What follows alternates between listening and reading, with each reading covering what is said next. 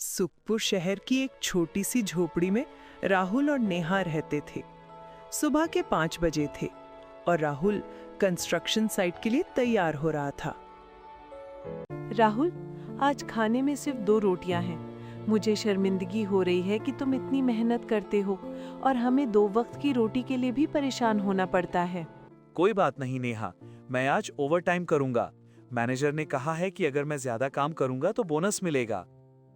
पर तुम पहले से ही 12 घंटे काम करते हो, तुम्हारी सेहत खराब हो जाएगी।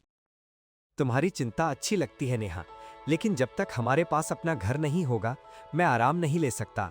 राहुल ने नेहा को अलविदा कहा और कंस्ट्रक्शन साइट के लिए निकल गया। उस दिन बहुत तेज धूप थी। राहुल एक पूरी इमारत की खुदाई कर रहा था। अचानक उसकी कुल्हाड़ी किसी चीज से टकराई। ये क्या है?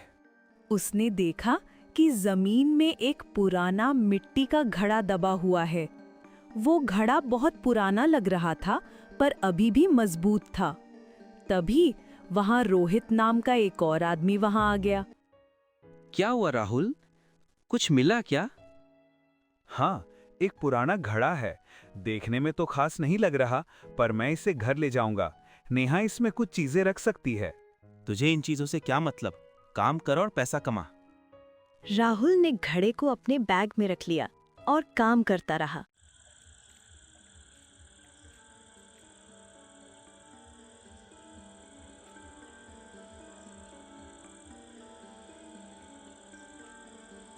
ये क्या लाए हो?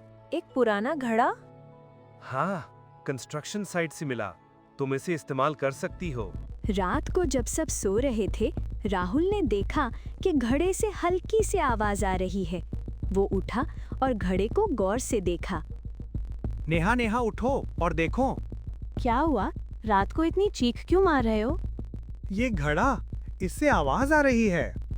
दोनों ने देखा कि घड़े के अंदर से हल्की रोशनी आ रही थी। राहुल ने घड़ा हिलाया तो उसके अंदर से कागज निकला। ये क्या है? कोई चिट्ठी है क्या? नहीं, ये तो एक रेसिपी है। विशेष हर्बल चाय लिखा हुआ है।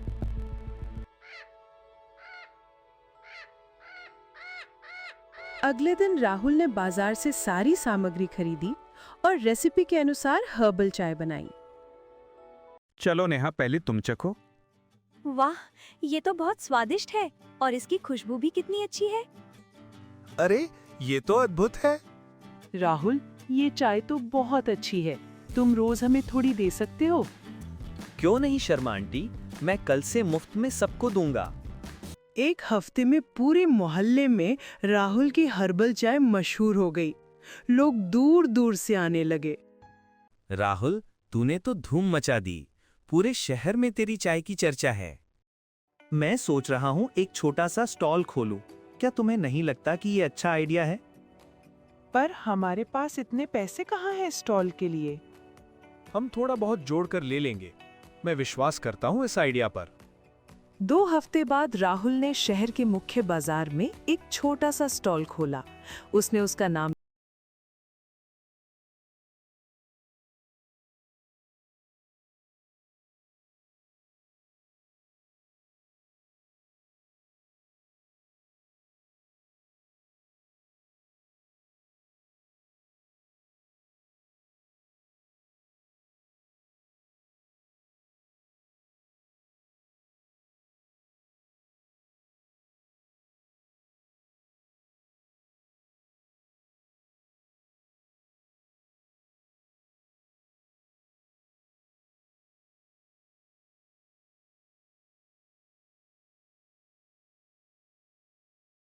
ओ, तुम ही प्रसिद्ध राहुल हो।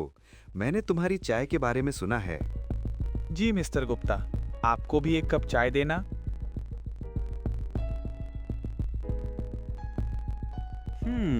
बुरी नहीं है, असल में काफी अच्छी है। सुनो, मैं तुम्हें एक बिजनेस प्रपोजल देना चाहता हूँ। Business proposal? हाँ, मैं तुम्हारे व्यवसाय में निवेश करूंगा। हम शहर में 10 आउटलेट खोलेंगे। तुम मेरे पार्टनर बनोगे।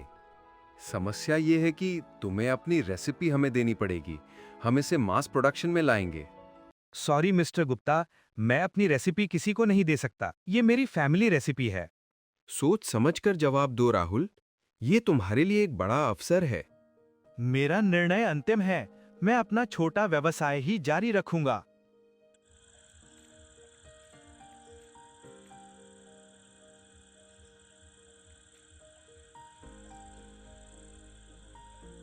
एक रात जब राहुल स्टॉल से वापस आ रहा था तो एक बूढ़े दादाजी ने उसे रोककर, बेटा, क्या तुम वही हो जो राहुल्स मैजिक टी वाले कहलाते हो?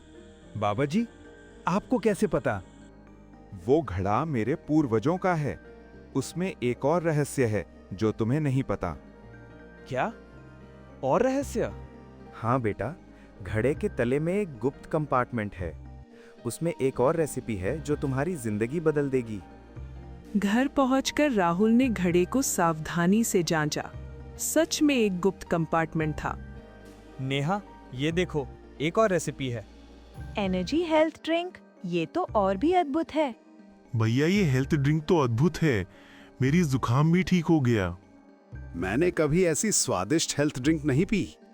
6 महीने बाद राहुल का छोटा स्टॉल एक प्रॉपर शॉप बन गया। उसने 4 लोगों को नौकरी दी। 1 साल बाद की बात है। राहुल और नेहा अब एक अच्छे फ्लैट में रहते थे। राहुल, हमने कभी सोचा भी नहीं था कि हमारी जिंदगी इतना बदल जाएगी। सच है नेहा, अगर मैं उस दिन कंस्ट्रक्शन साइट पर वो घड़ा नहीं निकालता तो आज भी वही मजदूरी कर रहा होता। तुम्हारी ईमानदारी और मेहनत ने हमें यहाँ तक पहुँचाया है। हाँ, और अब हम दूसरों की भी मदद कर सकते हैं। मैं सोच रहा हूँ एक ट्रस्ट बनाऊं जो गरीब बच्चों की पढ़ाई में मदद करे। और इस तरह राहुल की मेहनत, ईमानदारी और एक छोटे से मिट्टी के घड़े ने उसकी जिंदगी ही बदल दी।